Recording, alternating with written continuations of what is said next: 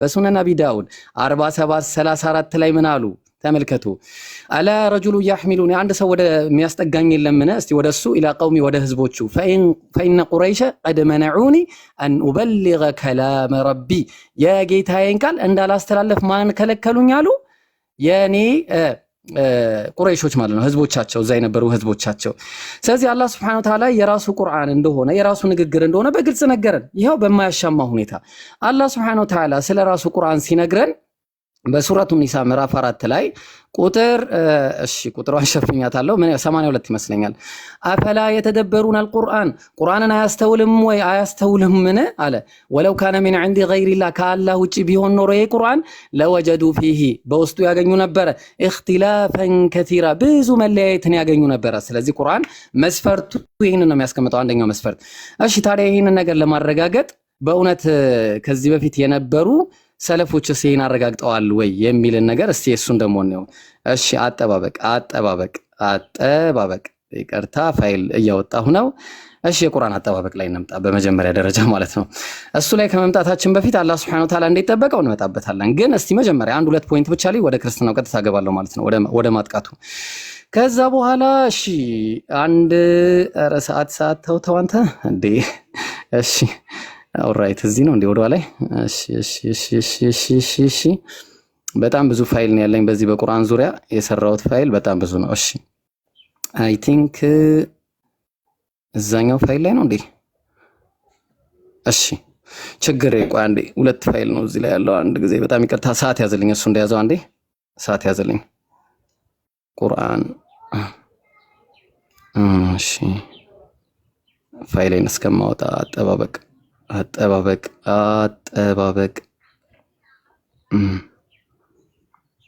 ሰዓት ያዘልታል። ቆይ እሱ መሆኑን ላረጋግጥ አንዴ ቆይ ሳሚ እሱ መሆኑን ላረጋግጥ አንድ ጊዜ ሁለት ስለሆነ አንደኛው ማጥፋት ነበረብኝ። አይ ነው ተረጋግተህ አውጣ አትጣለፍ ሰዓት ያዘልኝ ተረጋግተህ አውጣ። አመሰግናለሁ ሳሚዬ በጣም ነው አመሰግናለሁ። ይሄኛው ነው በቃ ኦልራይት እዚህ ጋር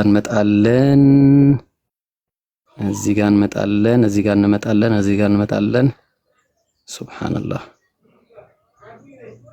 እንዴት ነው በቃ ችግር የለውም ምናልባት እዛኛው ላይ ሊሆን ይችላል። ተረጋግተህ አውጣ ችግር የለም ሰዓት ይዟል አውጣ ተረጋግተህ። የማን ቃል ነው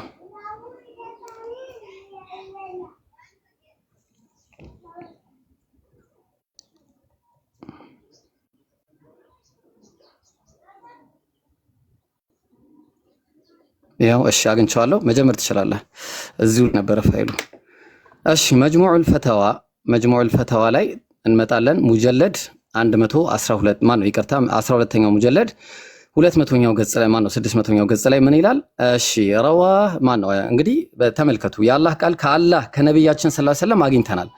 ስለዚህ አሁን በኢስናድን አን አሊ ተጠቅሷል ከማ ከአሊ ኢብኑ አቢ ጣሊብ የሆነው የአቢ ጣሊብ ልጅ ማለት ነው ረዲየላሁ ዐንሁ ከሱ የተጠቀሰ ምንድነው ያየነው ማለት ነው። ቃሉ ለሁ የውመ ምን አለ ቆይ አንዴ በዋነኝነት ምን አለ ፈቃለ ማ ሐከምቱ መክሉቀን አለ በመክሉቅ እኮ አልፈረድኩም ፍርድ ስፈርድ ማ ሐከምቱ ኢላ አልቁርአን ተመልከቱ እኔ በቁርአን እንጂ አልፈረድኩም አለ። ቁርአን የማን ቃል ነው? የአላህ ቃል ነው አለ። እንዲሁም ደግሞ ኢብኑ አባስ ምን አለ የሆነ ጉዳይን አስመልክቶ ወቃል አላሁመ ረበል ቁርአን ብሎ አንደኛው ሲናገር እግፊር ለሁ ብሎ ሲናገር ፈወተበ ኢለይሂ ተቆጣው ማለት ነው። ተቆጣው ምን ብሎ አለ ኢብኑ አባስ ከዛ በኋላ ቃለ ሚንሁ አልማን ነው አልቁርአን ቁርአን ማለት እኮ ፈቃለ ሚንሁ ቁርአን ከራሱ የሆነ ነው። ቁርአን ከራሱ ነው ወደ ራሱ የሚሄድ ነው። ስለዚህ አላህ Subhanahu Wa Ta'ala ቁርአን የራሱ የሆነ ንግግሩ ነው የአላህ ቃል ነው ማለት ነው። ስለዚህ አሁንም ቁርአን የማን ቃል ነው? የአላህ ቃል ነው። በግልጽና በማያሻማ ይሄ ሁሉ ሰለፍ ማየት እንችላለን። አሁን ወደ ባይብሉ ስንመጣ እነዚህን ሁሉ ነገሮች ያማከለ አይደለም። አሁን ወደ ባይብሉ እንመጣና የመጀመሪያው ነገር ባይብል የማን ቃል ነው ብለን ስንናገር ባይብል የአምላክ ቃል ላለመሆኑ መስፈርት እንይዛለን። መጀመሪያ መስፈርት ምንድነው የምንይዘው? ቁርአን ነው ባይብል ይጋጫል። ባይብል ይጋጫል እርስ በርሱ ይላተማል ይጋጫል። ምንድነው ያለ የሚላተመው? ለምሳሌ ግልጽና ማያሻማ እንሂድና ለምሳሌ አሁን እዚህ ጋር እንሄዳለን ግሪክ ሰብቷጀንት ላይ ስንመጣ የማንን ነው የምናየው? የመጽሐፈ ዜና ሁለተኛ ዜና ምዕራፍ 22 ቁጥር 1 ላይ ቁጥር 2 ላይ አካዚያስን ዕድሜ አስመልክቶ ሰብቷጀንት ምን ይለናል? እስቲ ተመልከቱ። አካዚያስ began to reign when he was 20 years old 20 ዓመቱ ሲሞላው መንገስ ጀመረ። and he reigned 1 year in Jerusalem 20 ዓመቱ መንገስ በጀመረ ጊዜ ኢየሩሳሌም ላይ ደግሞ ስንት ዓመት? 1 ዓመት ነገሰ። እናቱም ጎቶሊያ የተባለች ነች አለ። ይሄ የሚነግረን ማን ነው? የዜና ጸሐፊ ማለት ነው። ማን ነው? የዜና ሁለተኛ ዜና ምዕራፍ 22 ቁጥር 2 ላይ ማለት ነው። የነገስት ጸሐፊ ደግሞ ሲናገር ምን አለ? ምዕራፍ 8 አንደኛ ነገስት ምዕራፍ 8 ቁጥር 26 ላይ እንዲህ ብሎ ይናገራል። ተመልከቱ ምን አለ? እሺ 20 and 2 years old was Achazias አለ። ስንት ዓመቱ? 22 ዓመቱ ነበር መንገስ ሲጀምር። ስለዚህ እድሜው የትኛው ነው ትክክለኛው? 22 ወይስ ማን ነው? 20 ነው ወይስ 22? ራሱ አንድ ሰው ደግሞ የሚገርማችሁ ይሄ በአንደኛው ብቻ አይደለም። የሚገርማችሁ በዕብራይስጡ ደግሞ ስትመጡ በማሶሬቲኩ ላይ 40 and 2 years old ይላል። በ42 ዓመቱ ይላል 42። ከዛስ ሌላኛው 22 ብሎ ይናገራል።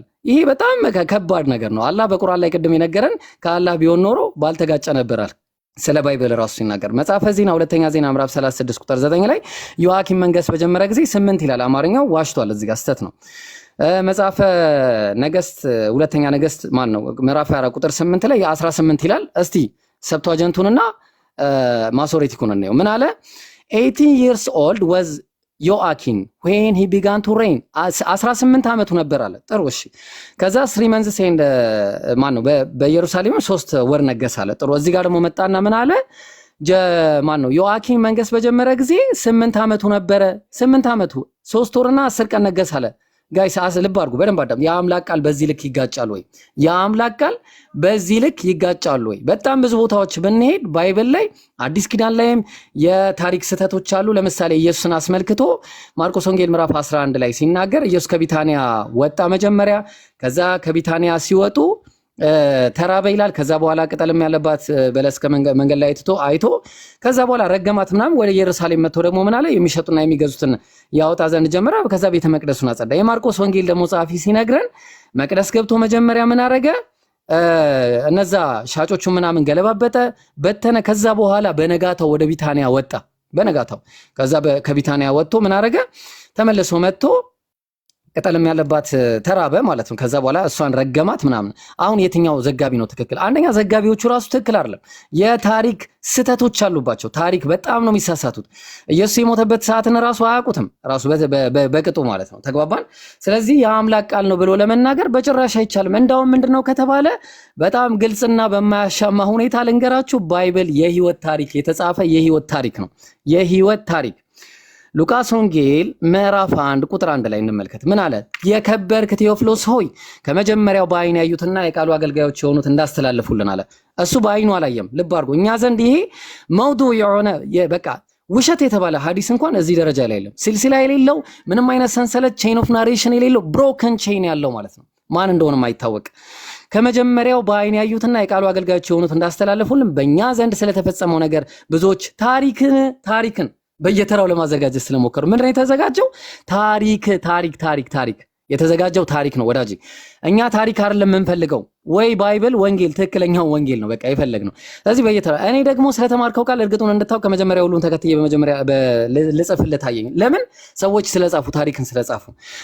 የትውልድ መጽሐፍ ነው። ማቴዎስ ወንጌል ምዕራፍ 1 ቁጥር 1 ላይ የዳዊት ልጅ የአብርሃም ልጅ የኢየሱስ ክርስቶስ የትውልድ መጽሐፍ። እኛ የትውልድ መጽሐፍ አልጠየቅንም። ባይብል ነው የአምላክ ቃል ነው ወይ ነው የሚል ነው የጠየቅነው።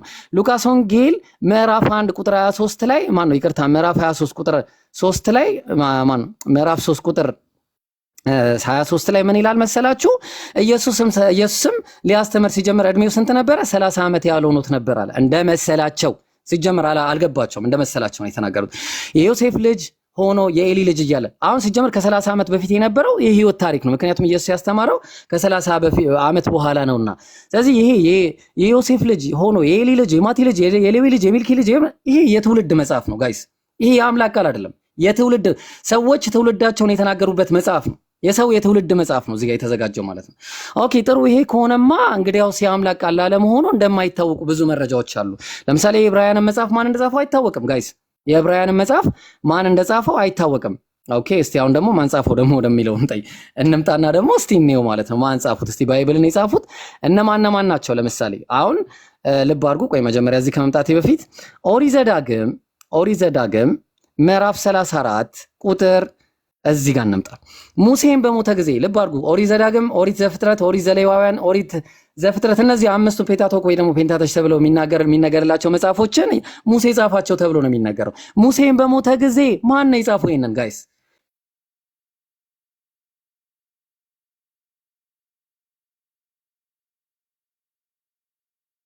ሄሎ ስተካረክ መሰለኝ ኢብራሂም ስተካር ጋር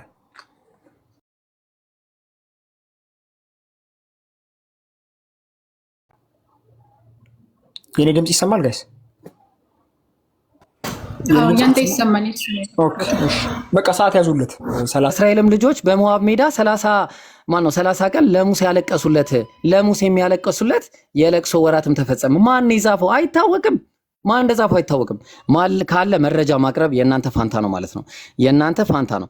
ሌላኛው ባይብልን ማን እንደጻፈው እንደማይታወቅ በጣም ብዙ ግልጽ መረጃዎች አሉ። ግልጽ ከሆኑ መረጃዎች መካከል አንደኛው ማለት ነው እንመጣለን። ለምሳሌ እዝራ ሱቱኤል ቁጥር ምዕራፍ ስንት? ምዕራፍ 13 ቁጥር ስንት ላይ? ኦ ማይ ጋድ አሁን አይሰማም? ይሰራል። ቀጥል ይሰራል። እሺ ከዚህ በኋላ ተቃጥላለች። ሰዓት ያዝለት። ኢብሮ ቪዲዮ አጥፋና በቃ አውራ። በጣም እየያዘህ ነው። ካንቺ ነው ማማዬ። አይ አንቺ ነው። ቆይ ልቀጥል። እሱ አሁን ከዚህ በኋላ ተጀምሮ 5 ደቂቃ ነው ያለው። አሁን እዚህ 10 ደቂቃ ነው የሚለው። 5 ደቂቃ ነው ያለው። 10 ደቂቃ ብዙ ነው። እሱ ብዙ አውርቷል። ከዚህ በኋላ እሺ አሁን አይሰማም? አሁን ይሰማል። 10 ደቂቃ ብዙ አይ ሰዓት በጣም መሄዳል። እነሱ አሁን 10 ደቂቃ ነው የሚለው። አይሆንም 5 ደቂቃ ነው ያለ። ቀጥል። ይሰማል አሁን እኮ 10 ደቂቃ እኮ ወደፊት ነው የሚሄደው ሳሚ። እሺ ወደ ኋላ አይደለም። ምናልባት ከሆነ 5 ደቂቃ ብቻ ነው ያለ። 5 ደቂቃ ብቻ አሁን 5 ደቂቃ ነው ያለ። ትክክል ነው። ምን አለ እዝራ ሱቱኤል ላይ ምዕራፍ 13 ቁጥር ስንት ላይ? ቁጥር 21 ላይ ኦሪት ተቃጥላለች የሰራኸውን ትሰራው ዘንድ ያለህን የሚያውቅ የለምና አለ። ኦሪት ተቃጥላለች። ኦሪት የእግዚአብሔር ቃል የተባለው የለም። ሁለተኛ ምዕራፍ 2 እዛው ቁጥር 23 ላይ ምን አለ? ያው ተመልከቱ። የአባቶቻችንም ምን የለም አለ። የአባቶቻችን ኦሪት ጠፍታለች፣ በውስጧ የተጻፈው ቃል ኪዳንም የለምና የጠፋ መጽሐፍ ነው። እናንተ ባይብልን አልያዛችሁም በእጃችሁ። አንደኛ ጭራሽ ባይብል በእጃችሁ የለም። ባይብል በእጃችሁ በጭራሽ የለም። ስለዚህ አሁን የሙሴ መጽሐፍን ብቻ አስመልክቶ ከሆነ ለምሳሌ ኢያሱ ለምሳሌ ኢያሱን ደግሞ ነው ተመልከቱ ምን እንደሚል ማለት ነው። መጽሐፈ ኢያሱ ማን ጻፈው? መጽሐፈ ኢያሱ ማን እንደጻፈው አይታወቅም። የአምላክ ቃል አይደለም። አሁንም ተመልከቱ ቁጥር 29 ላይ እና 30 ላይ ምን ይላል? መጽሐፈ ኢያሱ ምዕራፍ 24 ላይ እንዲህ ይላል። በተራራውም እሺ ምን አለ? ኢያሱም ባለበት ዘመን ሁሉ የለም። አሁን ኢያሱ በዚህ ዘመን የለም። ልብ አድርጉ። ማን እንደጻፈው አይታወቅም። ከኢያሱም በኋላ በነበሩት ለእስራኤልም ያደረገውን የእግዚአብሔርን ስራ ሁሉ ባወቁ በሽማግሌዎች ዘመን ሁሉ እግዚአብሔር እንዲያመልካል። ስለዚህ አሁን ኢየሱስ ማን ነው? ማን ነው? የኢያሱን መጽሐፍ ማን እንደጻፈው አይታወቅም። እንዲሁም ሆነ አለ። ወደ ላይ ቀና ብላችሁ ብታዩት ከዚህ ነገር በኋላ የእግዚአብሔር ባሪያ የነዌ ልጅ ኢያሱ እድሜው 110 ዓመት ሲሆን ሞተ። ማን ነው? ኢያሱ ከሞተ በኋላ መጽሐፍ የጻፈው። በጣም ብዙ ነገሮች ማንሳት እንችላለን። ስለዚህ አሁን እውነት ይሄ የአምላክ ቃል ነው ወይ ብለን ስንል አይደለም። ለምሳሌ የአምላክ ቃል ነው ብለው የሚነግሩን ሁለተኛ ጢሞቴዎስ ምዕራፍ 4 ላይ ስለ ካባው ላይ ያወራል። ጋይስ በቶሎ ወደ እኔ እንድትመጣ ይላል። ማን? የእግዚአብሔር ቃል ተብዬ ማለት ነው። በቶሎ ወደ እኔ እንድትመጣው ትጋ። ዴማስ የአሁኑን ዓለም ወዶ ትቶኛልና ወደ ተሰሎንቄ ሄዷልና። የራሱ የግል ደብዳቤ። ቄርቂስንም ወደ ገላትያ፣ ቲቶንም ወደ ድማስጤ አለ። ሉቃስ ብቻ ከኔ ጋር አለ። ማን ነው የሚለው? ይሄን የጢሞቴዎስ ጸሐፊ።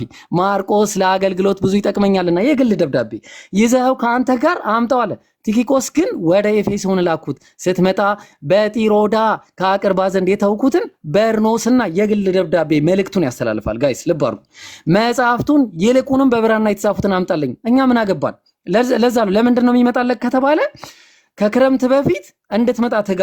የግል ደብዳቤ ጋይስ፣ ከክረምት በፊት ይሄ እውነት የአምላክ ቃል ነው ወይ? ያው ለምሳሌ ተመልከቱ እዛ ሮሜ ሮሜ ወደ ሮሜ ሰዎች ምዕራፍ ስንት ላይ መሰላችሁ? ምዕራፍ 16 ቁጥር ከ1 ጀምራችሁ ብታዩት ከአክርባዎስ ባለች ቤተክርስቲያን አገልጋይ የምትሆን የእህታችን ፌበንን አደራ ብያቸዋለሁ። የግል ደብዳቤ አደራ ራሱ እየሰጠ ለቅዱሳን እንደሚገባ በጌታ ተቀበሏት። እሷም ለብዙዎች ለእኔም ለራሴም ደጋፊ ነበረችና ከእናንተም በምትፈልገው በማናቸውም ነገር እርዷት እያለ የግል ደብዳቤውን ያስቀምጥልናል። የግል ደብዳቤውን እውነት ይሄ የአምላክ ቃል ነው ወይ?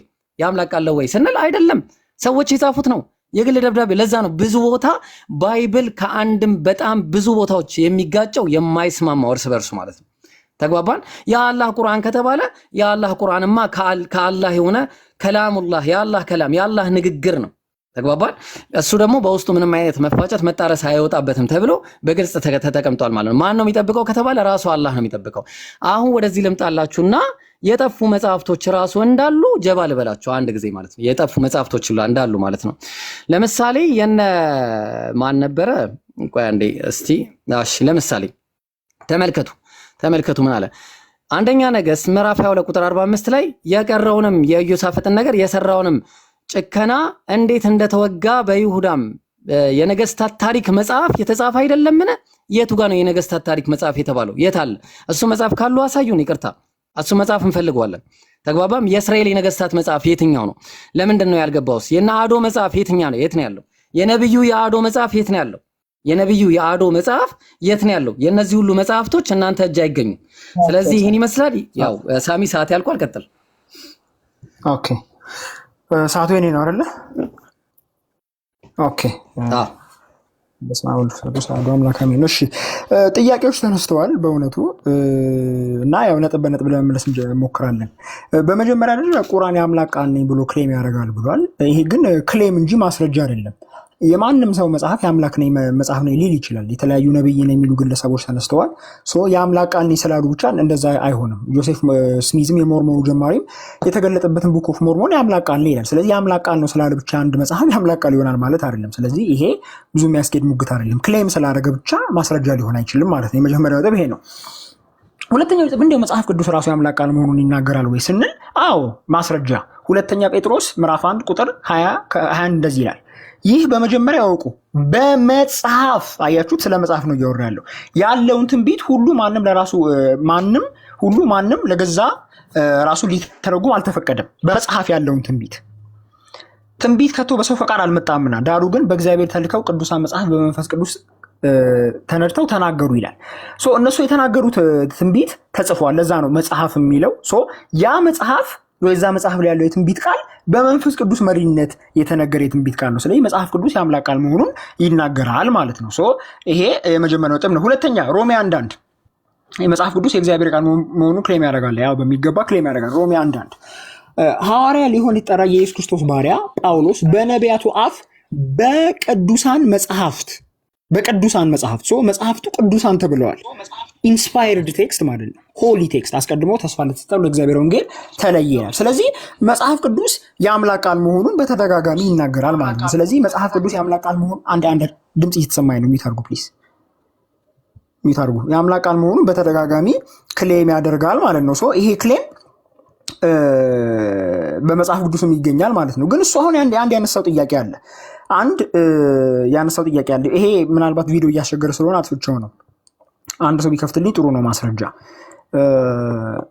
ምን ይላል? መጽሐፍ ቅዱስ ስለተለያዩ ነገሮች ያወራል። ስለ ካባ ያወራል። ስለ የተለያዩ ነገሮች ያወራል እና ይሄን ነገር መናገሩ የአምላክ ቃል አለመሆኑ ማስረጃ ነው ብሏል። ይሄ ግን በጣም በሚያስቅ ሁኔታ ለቁርአንም አፕላይ ልናደርገው የምንችለው ፕሪንሲፕል ነው። ለምሳሌ ቁርአን ስለ ወር አበባ ይናገራል። ሱረቱል በቀራ ምዕራፍ 2 ቁጥር 222 ስለ ወር አበባ ይናገራል። ስለዚህ ስለ ወር አበባ ተናገረ ማለት የአምላክ ቃል አይደለም ማለት ነው። ከመሆን ነው። ስለዚህ ስለተለያዩ ነገሮች ስለሚያወራ የአምላክ ቃል አይደለም ብሎ ተናገረ ማለት ነው። which is very nonsensical። ስለ ዘር ፈሳሽ ያወራል። አሁን ለምሳሌ ሱረቱል ማይዳ ምዕራፍ 5 ቁጥር 6 ላይ ስለ ዘር ፈሳሽ ያወራል። ስለዚህ ስለ ዘር ፈሳሽ የሚያወራ መጽሐፍ የአምላክ ቃል ነው እንበል። እንግዲህ አሁን የሱን መስፈርት ነው እየነገርኳቸው ያለሁት። እኔ አሁን ይሄ መስፈርት ነው እያልኩ አይደለም፣ ግን የሱን መስፈርት ከተከተልን ቁርአንን ሪጀክት ማድረግ አለብን እያልኩ ነው። አያችሁ፣ ስለ አይነ ምድር ያወራል ቁርአን። ስለ ሱረቱል ኒሳ ምዕራፍ 4 ቁጥር 43 ላይ ስለ አይነ ምድር ያወራል ቁርአን። ኦኬ፣ ስለ ጉንዳን ያወራል 27ኛ ሱራ ቁጥር 17-18። ስለዚህ እነዚህ አይነት ነገሮችን ስለሚናገር የአምላክ ቃል ሊሆን አይደለም ብለን እንከራከር። ስለዚህ ያነሳው ሙግት በጣም ውሃ የሚያነሳ ሙግት አይደለም። ስለ ካባ ያወራል፣ ስለምን ያወራል። ስለዚህ የአምላክ ቃል አይደለም ማለት ይሄ በጣም ደካማ ሪፕሬዘንቴሽን ነው ማለት የአንተን ሎጂክ ነው እየተጠቀምን ያለ ነው። ኦኬ ሌላው በጣም በሚገርም ሁኔታ እሱ አሁን ቁርአን የአምላክ ቃል ለመሆኑ ከራሱ ከመጽሐፍ ከራሱ ከቁርአን እንጂ ክሌም ያመጣው ኤክስተርናል ማስረጃ አላመጣም። እኔ መጽሐፍ ቅዱስ የአምላክ ቃል ለመሆኑ ኤክስተርናል ማስረጃ ተጨማሪ ልስጣችሁ። ለምሳሌ እሱ አንድም አላመጣም። ቁርአን የአምላክ ቃል ለመሆኑ ተጨማሪ ማስረጃ አላመጣም። ለምሳሌ የኢያሱ መሰዊያ ተገኝቷል። ላሳያችሁ ማስረጃው። የኢያሱ መሰዊያ ተገኝቷል። መጽሐፍ ቅዱስ የሚናገረው ማለት ነው። ይሄ የኢያሱ መሰዊያ ነው። ጆሹዋስ አልተር ኦን ማውንት ኤባል ኢስራኤልስ ሆሊ ሳይት ቢፎር ሻይሎ። ኢያሱ ምዕራፍ 8 ቁጥር 30 ላይ የምናነበው ታሪክ ተገኝቷል፣ ቃል በቃል ማለት ነው። ሶ መጽሐፍ ቅዱስ የአምላክ ቃል ለመሆኑ ኤክስትራ ቢብሊካል ማስረጃ አለን። ይሄው የኢያሱ መሰዊያ ተገኝቷል። ኢያሱ የሰዋው መሰዊያ ተገኝቷል ማለት ነው። ተገኝቷል።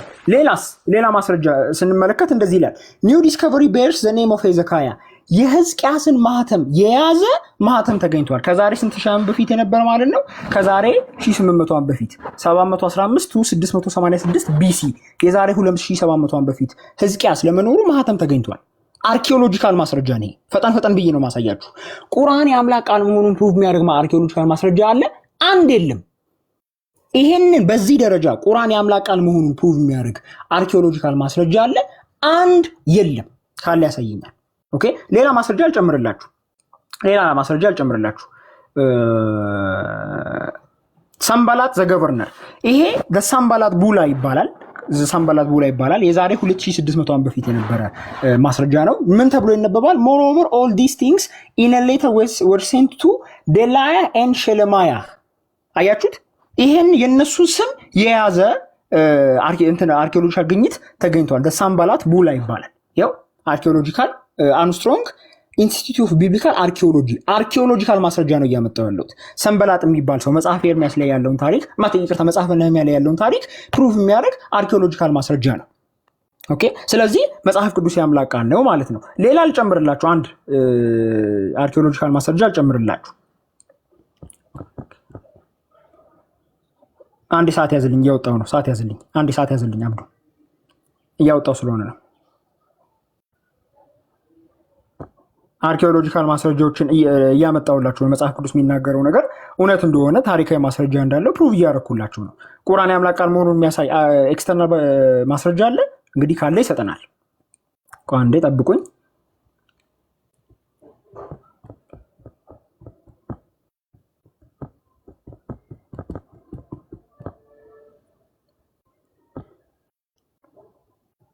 ተመልከቱ። ከዛሬ 1800 ዓመት በፊት የነበረ አርኪኦሎጂካል ማስረጃ ነው። ከዛሬ 1800 ዓመት በፊት የነበረ አርኪኦሎጂካል ማስረጃ ነው የተገኘ ማለት ነው። ምን ይላል ተመልከቱ።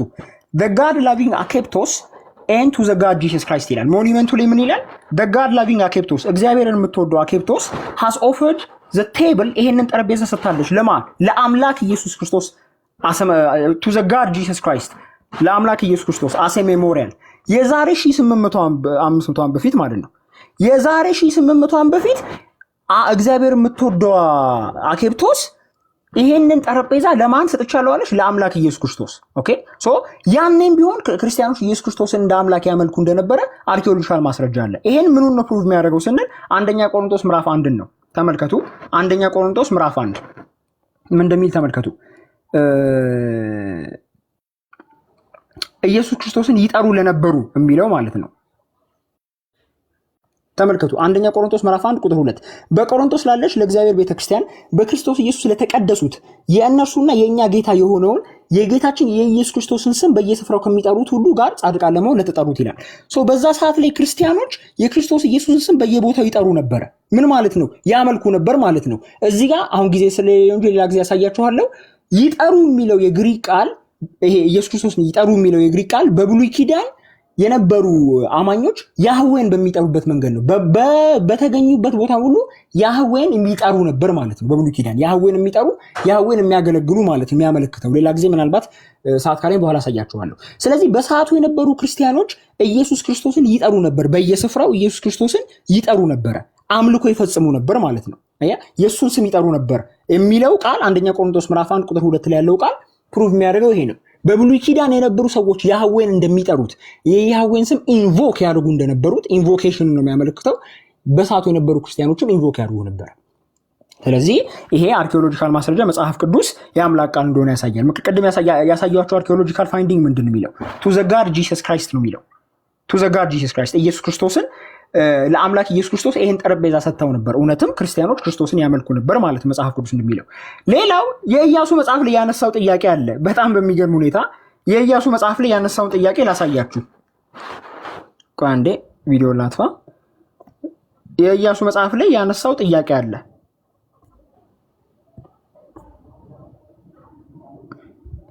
ቆይ አንዴ ሰዓት ያዝልኝ አንዴ። 10 ደቂቃ ነው። እሺ ኤቢ 7 መስሎ ከሆነ 10 ነው። ሰዓት ያዝልኝ እያለ ነው። ቆይ አንድ ደቂቃ ያዝልኝ። ያ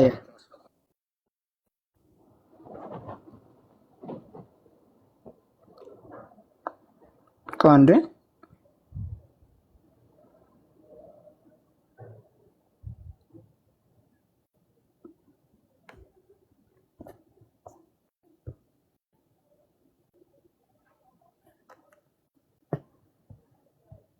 ሶሪ አንዴ ቪዲዮ እንትን ይዞብኝ ነው አስቸግሮኝ ነው ቪዲዮ ሶሪ።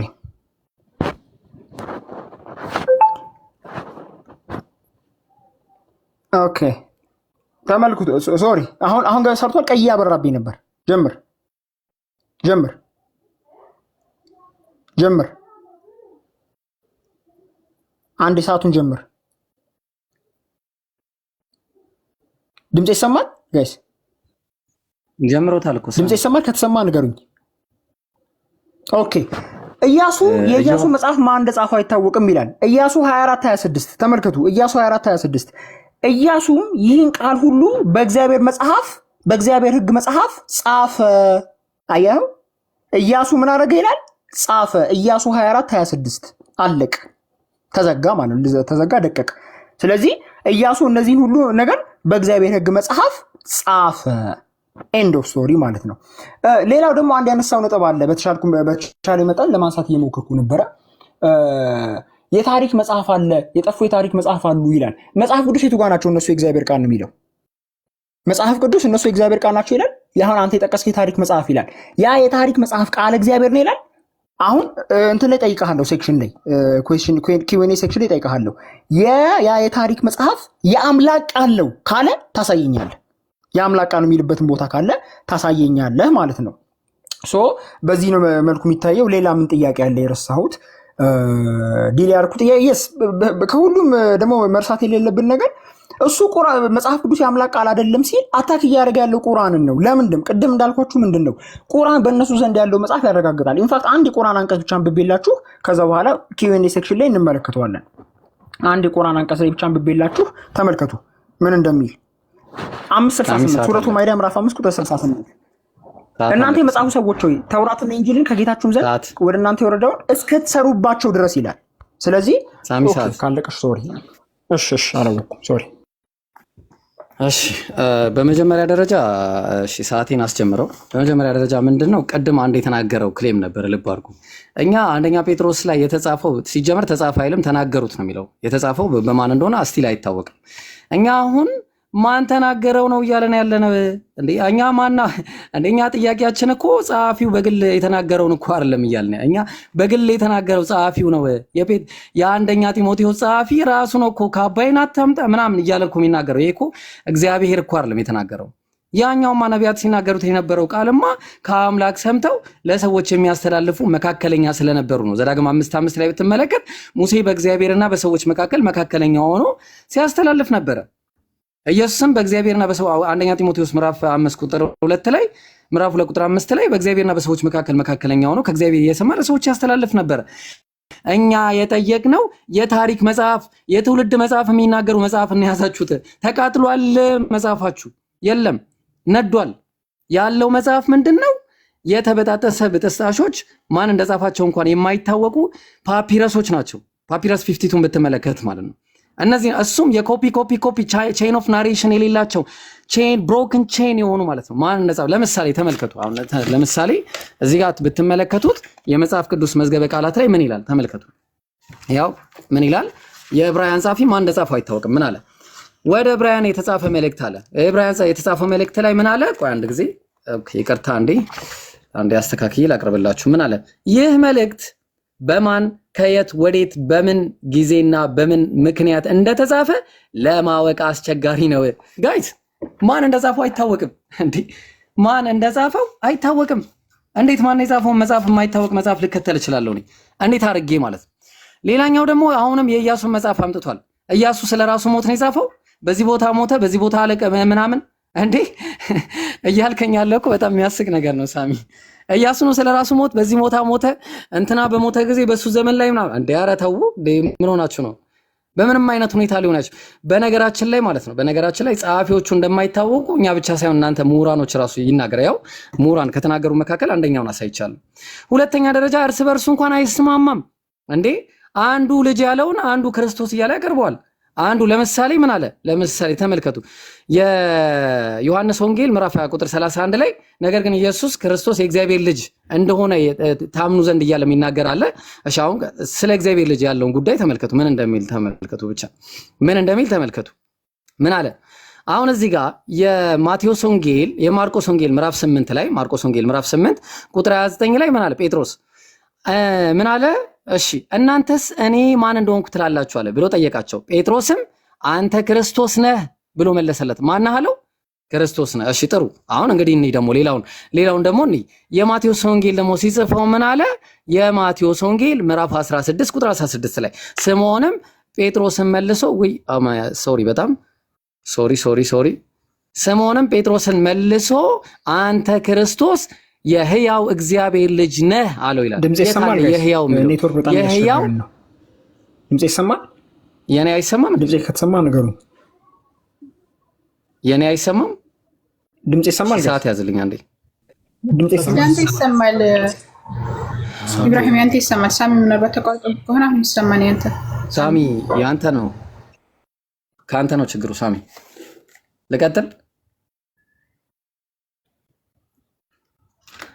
ሳሚ ልቀጥል ወይ? ቀጥል። ሳሚ ቀጥል። ሳሚ ልቀጥል? እሺ ምን አለ? ልብ አድርጉ። ስምዖንም ጴጥሮስን መልሶ አንተ ክርስቶስ የሕያው እግዚአብሔር ልጅ ነህ። ኬታ መጣው? ለምንድን ነው የሚሻሻለው?